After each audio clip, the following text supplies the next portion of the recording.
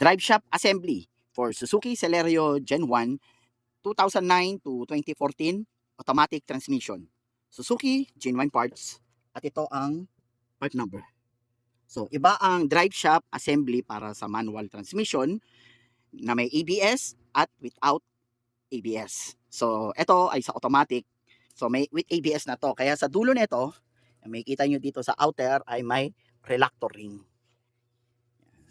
So ito ay RH or passenger side drive shaft. So sa Suzuki, genuine parts, wala po nabibiling inner joints lang or outer joint lang. Buo po yan assembly. So bound ito sa Novaliches, Bayala Move. Thank you.